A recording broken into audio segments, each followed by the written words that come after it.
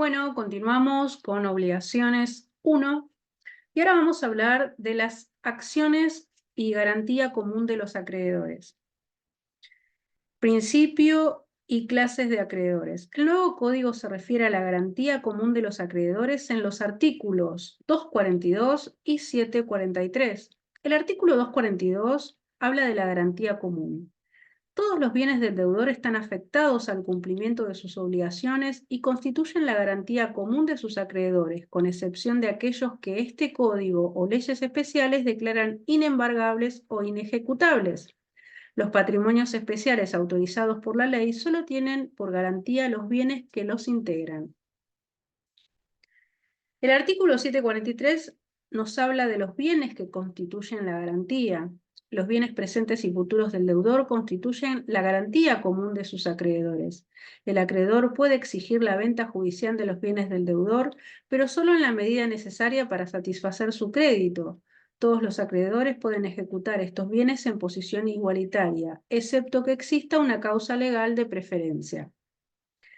En estas normas, el nuevo código se refiere a la función de garantía que cumple el patrimonio constituido por todos los bienes y derechos patrimoniales de una persona y consagra el tradicional principio de que el patrimonio del deudor es la garantía común a los acreedores.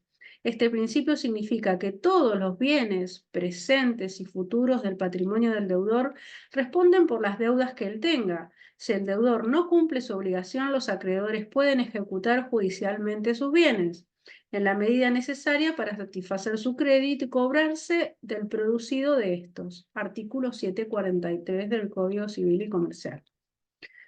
Pero este principio de que el patrimonio es la prenda o garantía común de los acreedores no es absoluto, ya que tienen dos importantes limitaciones. Primero, los acreedores no son todos iguales. Hay algunos de ellos que tienen derecho a ser pagados antes que otros y otros que pueden separar bienes del deudor para cobrarse sus créditos.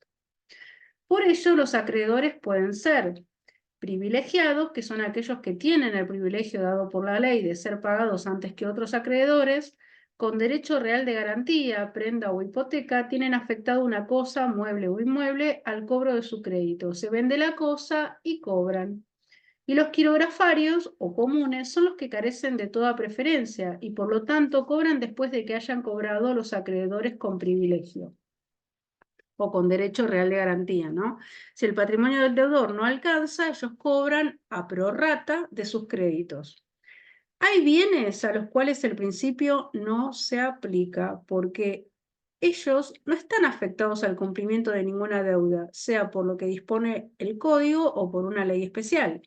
En efecto, hay bienes excluidos de la garantía común y que no pueden ser embargados ni ejecutados por los acreedores, porque se los considera indispensables para la subsistencia del deudor o de su familia, y es justo que no se prive a ningún hombre de lo que necesita imperiosamente para subsistir. Bueno, entonces, ¿cuáles son esos bienes excluidos a la garantía común? El artículo 744 del nuevo código establece que quedan excluidos de la garantía común las ropas y muebles de uso indispensable del deudor, de su cónyuge o conviviente y de sus hijos, los instrumentos necesarios para el ejercicio personal de la profesión, arte u oficio del deudor, los sepulcros afectados a su destino, excepto que se reclame su precio de venta, construcción o reparación, los bienes afectados a cualquier religión reconocida por el Estado, los derechos de usufructo, uso y habitación, así como las servidumbres prediales que solo pueden ejecutarse en los términos de los artículos 2144, 2157 y 2178. Las indemnizaciones que corresponden al deudor por daño moral y por daño material derivaron de lesiones a su integridad psicofísica, la indemnización por alimentos que corresponde al cónyuge, al conviviente y a los hijos con derecho alimentario en caso de homicidio, los demás bienes declarados inembargables o excluidos por otras leyes, por ejemplo, las jubilaciones, las pensiones, los sueldos y los salarios en la proporción fijada por la ley, la indemnización que se deba al trabajador, sea por accidente de trabajo, por despido u otras causas. También están excluidos los inmuebles inscriptos como bien de familia, ahora regulado en el capítulo 3 titulado Vivienda, artículos 244 a 256. Bueno, ahora vamos a hablar de las medidas cautelares que pueden tomar los acreedores, ¿no? Antes de que el acreedor cobre, pueden producirse hechos que pongan en peligro su derecho a cobrarse de los bienes del deudor, como ser que el deudor disminuya a propósito su patrimonio, que haga desaparecer los bienes, etc. Para evitar estos peligros existen las medidas cautelares reguladas principalmente por el Código Procesal Civil y Comercial, que son el embargo preventivo, que es una medida cautelar sobre uno o varios bienes del deudor con el objeto de inmovilizarlos y asegurar la responsabilidad del embargado. Otra medida cautelar puede ser el secuestro, consiste en desapoderar de un bien al deudor y entregarlo en depósito a un tercero. La intervención judicial, que consiste en designar a una persona para que intervenga en la vida económica de una persona física o jurídica con el fin, por ejemplo, de controlar la administración, que puede ser un fiscalizador, reemplazar al administrador, que puede ser, o sea, puede ser designado un administrador judicial, informar al juzgado, un veedor, incautar ingresos, un recaudador, etcétera, ¿no? Después puede haber una inhibición general de bienes, medida cautelar que impide al deudor vender o gravar sus inmuebles o bienes registrables, se anota en el registro de la propiedad correspondiente. Es muy útil cuando el embargo resulta ineficaz, por ejemplo, porque no se conocen bienes del deudor. Puede haber también otra medida cautelar, una anotación de litis, consiste en anotar en un registro determinado que con relación a un bien existe un litigio pendiente, y esta medida no impide gravar ni vender el bien, solo avisa que sobre el bien hay litigio, de modo que los terceros no puedan luego desconocer los derechos del vencedor del pleito. Otra medida cautelar es la prohibición de innovar, consiste en que el juez prohíba modificar una situación de hecho o de derecho existente en determinado momento. Su fin es que esa situación se mantenga. Por ejemplo, el juez ordena que el inmueble se mantenga desocupado. Después, la prohibición de contratar también es otra medida que consiste en prohibir contratar ciertos bienes. La prohibición puede originarse en la ley, en un contrato o en la necesidad de asegurar la ejecución o los bienes del objeto de un pleito. Bueno, estas son las medidas cautelares, las que nombramos. Y bueno, la parte final del artículo 242 del nuevo código se refiere a los patrimonios especiales o separados y establece que los mismos solo tienen por garantía los bienes que los integran. Por ejemplo, en el contrato de fideicomiso, los bienes fideicomitidos constituyen un patrimonio separado del patrimonio del fiduciario, del fiduciante, del beneficiario y del fideicomisario. Bueno, ahora vamos a hablar de los bienes afectados directamente a un servicio público. El nuevo código se refiere a este tema en el artículo 243. Si se trata de los bienes de los particulares afectados directamente a la prestación de un servicio público, el poder de agresión de los acreedores no puede perjudicar la prestación del servicio. Los servicios públicos cumplen una función necesaria o beneficiosa para toda la comunidad, razón por la cual se debe evitar que se afecten o paralicen. El Estado puede prestar el servicio público por sí mismo o delegar la prestación del servicio a particulares. Cuando el servicio público se presta con bienes de los particulares propiamente dichos, o el Estado actuando como particular, los acreedores no pueden ejercer su poder de agresión jurídica, embargo o ejecución, si ello perjudica, interrumpe o paraliza la prestación del servicio. Bueno, ahora vamos a hablar de la prioridad del primer embargante para cobrar. El artículo 745 establece la prioridad del primer embargante, sosteniendo que el acreedor que ha obtenido primero el embargo de bienes de su deudor tiene derecho a cobrar su crédito, intereses y costas con preferencia a otros acreedores. Esta prioridad solo es oponible a los acreedores quirografarios en los procesos individuales. Si varios acreedores hubiesen embargado el mismo bien del deudor, el rango entre ellos se determina por la fecha de la traba de la medida. Los embargos posteriores afectarán únicamente el sobrante que quedará después de pagados los créditos que hayan obtenido embargos anteriores. ¿Sí? Bueno, ahora vamos a hablar de las acciones. Las acciones pueden ser la acción directa y la acción subrogatoria. Ambas son acciones que tiene el acreedor para cobrar su crédito accionando no contra su propio deudor, sino contra un tercero que es deudor de su deudor. No obstante, esta similitud entre ambas, o sea, entre la acción directa y la acción subrogatoria, hay marcadas diferencias, por eso ahora las vamos a explicar, ¿sí? Repetimos. Son acciones que tiene el acreedor para cobrar su crédito accionando no contra su propio deudor, sino contra un tercero que es deudor de su deudor, ¿sí?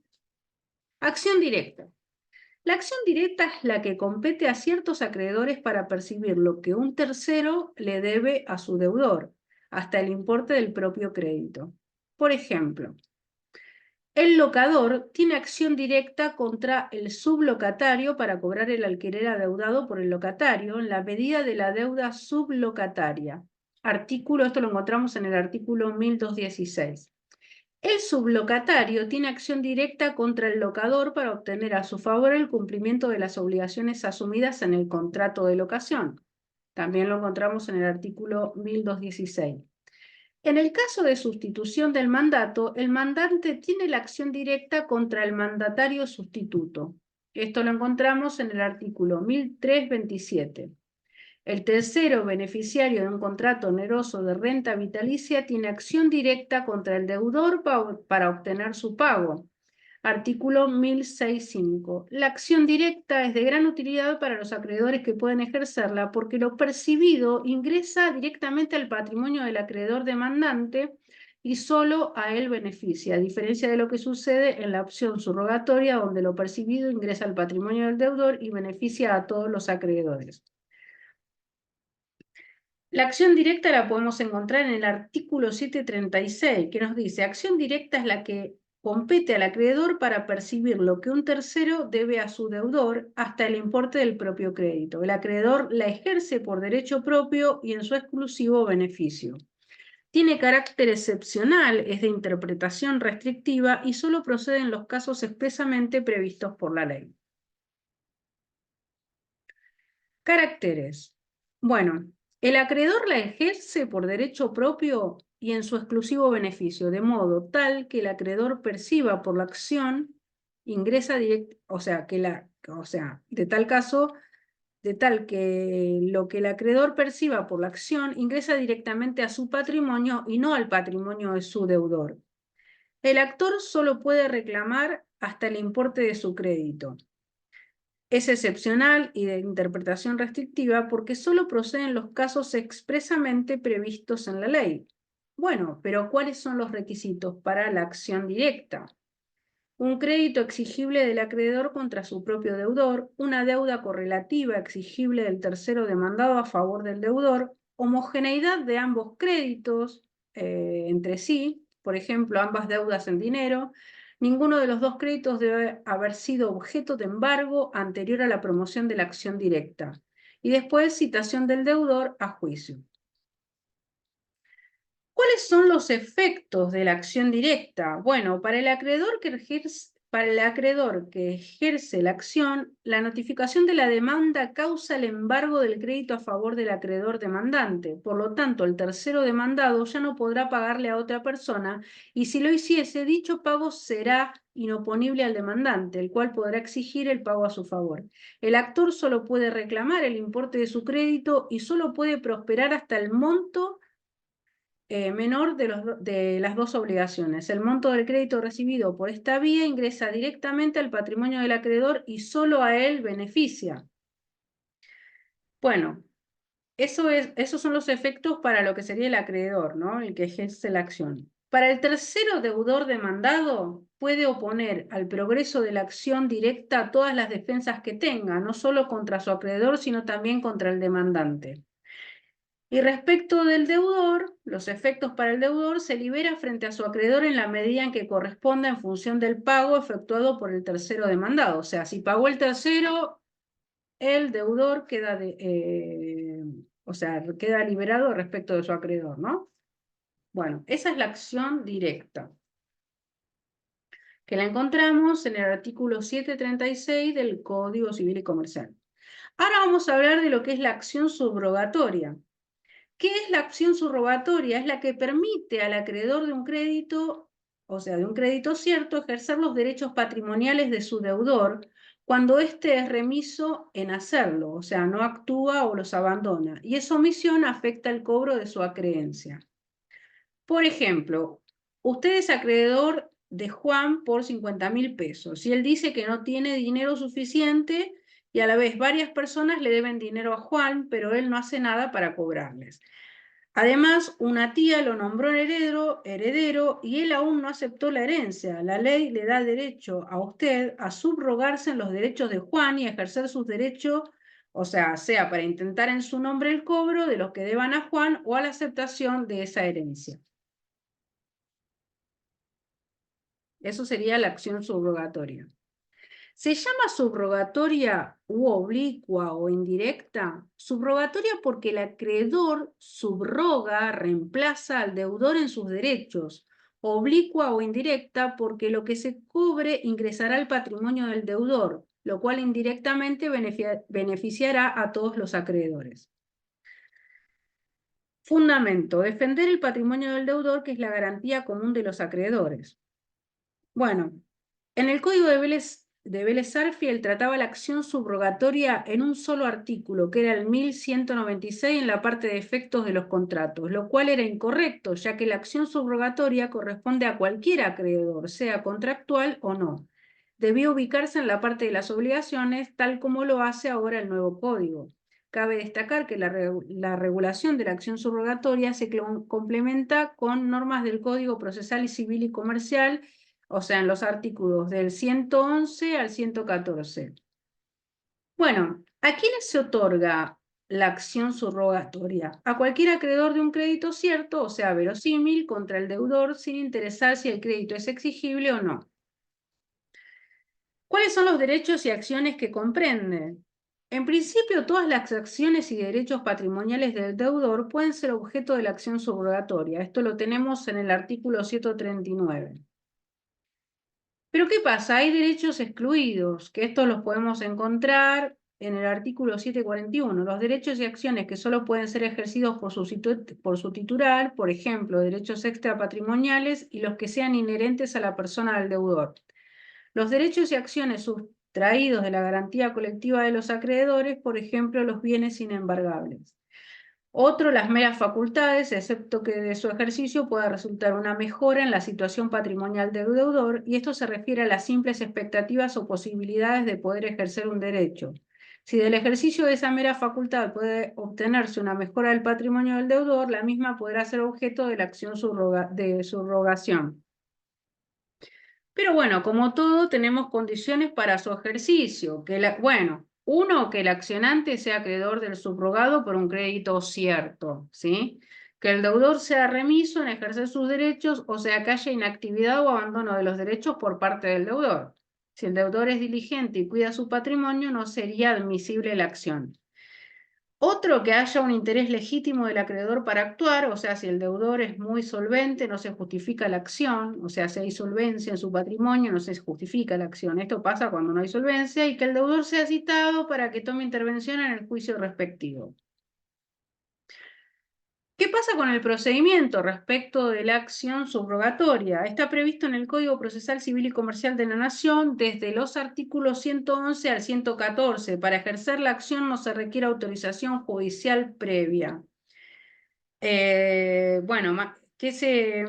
deudor subrogado se lo cita por el plazo de 10 días a efectos de que manifieste oposición, él ya demandó a sus deudores, o interponga demanda. Vencido el plazo sin que haya hecho nada, se da traslado de la demanda del acreedor al deudor de su deudor. ¿Sí? Bueno, respecto de la cesación, el ejercicio de la acción subrogatoria cesa cuando el deudor subrogado decide asumir el ejercicio de sus acciones abandonadas. ¿Cuáles son los efectos? Bueno, entre el acreedor subrogante y el tercero demandado, el demandado puede oponer todas las excepciones y causas de extinción que tenga contra el deudor subrogado, incluso las que provengan de hechos del deudor posteriores a la demanda. Esto lo encontramos en el artículo 742. Otra opción entre el acreedor subrogante y el deudor subrogado: el acreedor subrogante no puede apropiarse de lo que se obtenga. Lo obtenido, o sea, lo que el acreedor obtiene de subrogarse al deudor de su deudor, no ingresa a su patrimonio, sino que ingresa al patrimonio del deudor y beneficia a todos los acreedores, ¿sí? Entre el deudor subrogado y el demandado, el deudor subrogado puede recibir pagos del tercero demandado, salvo que haya habido embargo del crédito. Bueno, pero ¿qué pasa respecto de los demás acreedores? Lo producido por el ejercicio de la acción subrogatoria entra al patrimonio del deudor subrogado y beneficia a todos sus acreedores, ¿sí? Bueno, vamos a resumir un poco, así se fija lo que vimos. Bueno, respecto de las acciones y garantía común de los acreedores, tenemos el principio, el patrimonio del deudor, el principio, artículos 242 y 743. El patrimonio del deudor es la garantía común de los acreedores, todos los bienes del deudor, presentes y futuros, están afectados al pago de sus deudas. ¿Sí? Ese es el principio. El acreedor puede exigir la venta judicial de los bienes del deudor, pero solo en medida necesaria para satisfacer su crédito. Todos los acreedores pueden ejecutar esos bienes en posición igualitaria, excepto que exista una causa legal de preferencia. ¿Qué clases de acreedores tenemos? Bueno, dijimos, los privilegiados son aquellos que tienen el privilegio dado por la ley de ser pagados antes que otros acreedores.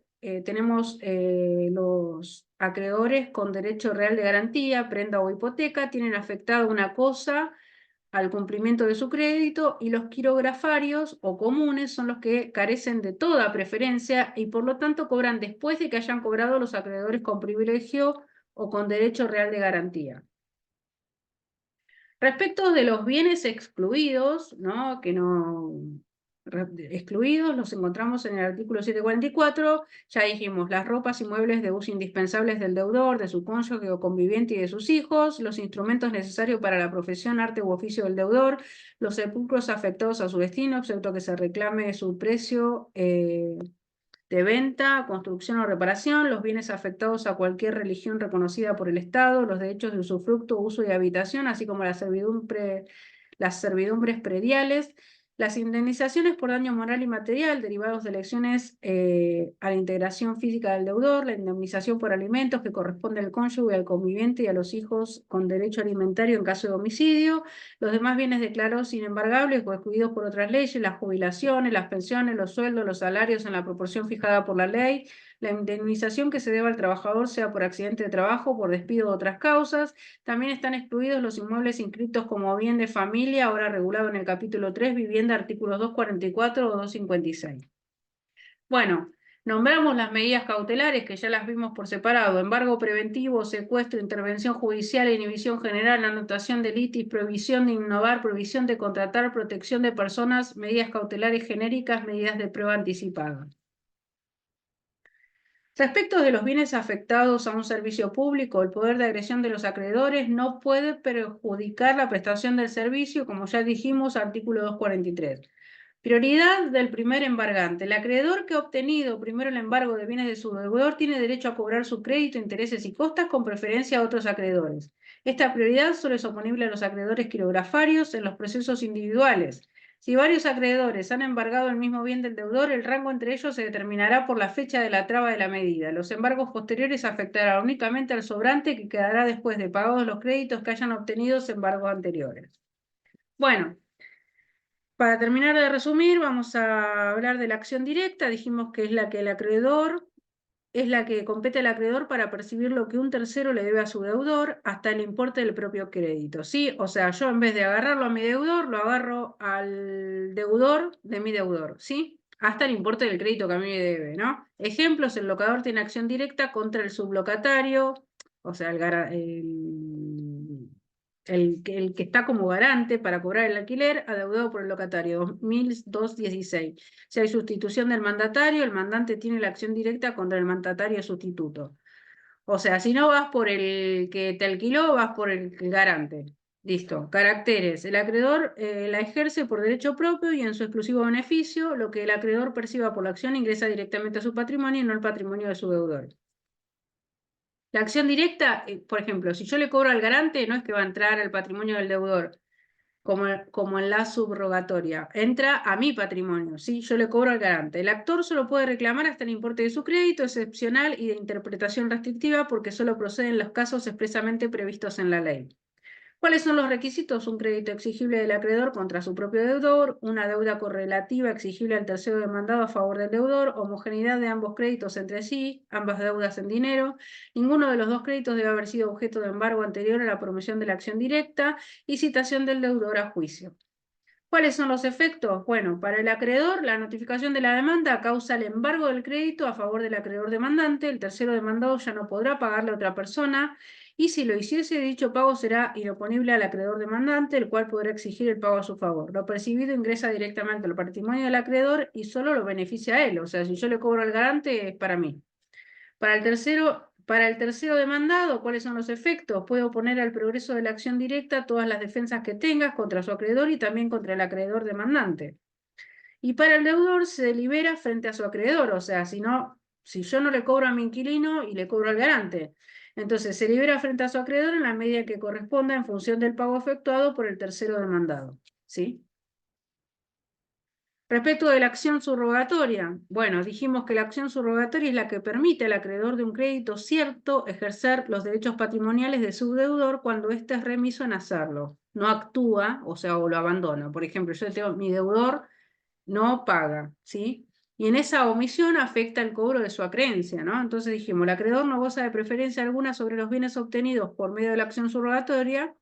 Lo obtenido ingresa al patrimonio del deudor y beneficia. O sea, lo que hago yo ingreso sería al patrimonio del deudor de mi deudor, pero lo que yo cobro ingresa al patrimonio de mi deudor y después beneficia a todos los acreedores. Se lo llama subrogatoria o oblicua o indirecta, subrogatoria porque el acreedor subroga, o sea, reemplaza al deudor en sus derechos, oblicua o indirecta porque lo que se cobre ingresará al patrimonio del deudor, lo cual indirectamente beneficiará a todos los acreedores, no solamente a mí. ¿A quién se otorga? A cualquier acreedor de un crédito cierto, o sea, verosímil, contra el deudor, sin interesar si el crédito es exigible o no. Que comprende todas las acciones y derechos patrimoniales del deudor pueden ser objeto de la acción subrogatoria, salvo los incluidos por el artículo 741. Quedan excluidos los derechos y acciones que solo pueden ser ejercidos por su titular, ejemplos de derechos extrapatrimoniales y los que sean inherentes a la persona del deudor, sustraídos de la garantía colectiva de los acreedores, los bienes inembargables. Las meras facultades se refieren a las simples expectativas o posibilidades de poder ejercer un derecho. Si el ejercicio de esa mera facultad puede obtener una mejora del patrimonio del deudor, la misma podrá ser objeto de la acción de subrogación. ¿Sí? Claro, si hay algo que mejore el patrimonio del deudor, a mí me conviene porque la misma podrá ser objeto de la acción de subrogación. ¿Sí? Condiciones para su ejercicio. Que el accionante sea acreedor del subrogado por un crédito cierto, que el deudor sea remiso en ejercer sus derechos, o sea, que haya inactividad o abandono de los derechos por parte del deudor, que haya un interés legítimo del acreedor para actuar. Si el deudor es muy solvente, no se justifica la acción, y que el deudor sea citado para que la intervención en juicio, o sea, para que tome acción, o sea, en la intervención en el juicio respectivo. Esto lo encontramos en el artículo 740. Respecto de la sanción, el ejercicio de la acción subrogatoria cesa cuando el deudor subrogado decide asumir el ejercicio de sus acciones abandonadas. ¿Sí? ¿Cuáles son los efectos? Bueno, dijimos, ya finalizando el video, que entre el acreedor subrogante y el tercero demandado, el demandado puede oponer todas las excepciones y causas de extinción que tenga contra el deudor subrogado. Entre el acreedor subrogante y el deudor subrogado, el acreedor subrogante no puede apropiarse de lo que se obtenga. Ya dijimos, lo obtenido ingresa al patrimonio del deudor y se beneficia a todos los acreedores, no al solo. Entre el deudor subrogado y el demandado, el deudor subrogado puede recibir pagos del tercero demandado. Y respecto de los demás acreedores del deudor subrogado, lo producido por el ejercicio de la acción subrogatoria entra al patrimonio del deudor subrogado y beneficia a todos sus acreedores. ¿Sí? Bueno, ya finalizando el tercer video, porque después vamos a pasar a lo que se conoce como obligaciones 2. Esta es una primera parte de obligaciones. Y bueno, donde vamos a hablar en el siguiente video sobre la clasificación de las obligaciones, ¿sí? Así que bueno, nos vemos en el cuarto video.